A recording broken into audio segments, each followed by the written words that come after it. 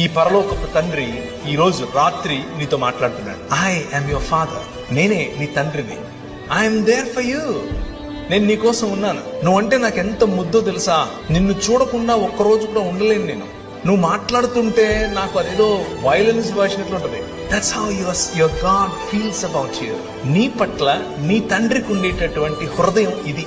ఎంతగా నిన్ను ప్రేమిస్తాడంటే నీ తండ్రి నీ కోసం చచ్చిపోయేంతగా చెబుతారు ఈ లోకంలో ఉన్న తండ్రులు. కానీ మా నాన్న చేసి చూపించాడు. వచ్చి మనందరినీ మళ్ళీ ఒక్క కుటుంబంగా చేయటం కోసం తన శరీరాన్ని విరిచాడు. రూపాంతరము చెందించటం కోసం రూపురేఖలు లేకుండా పోయాడు. ఆయన తన శరీరాన్ని నాటాడు. ఒక విత్తనము వలె విరిగాడు. ఒక విత్తనము వలె ఆయన పగిలాడు. దున్నబడినటువంటి ఆయన శరీరం నాటబడిన తర్వాత 2 దినములైన తర్వాత 3వ దినమున యెహోవా సముఖమందు మనము జీవించినట్లు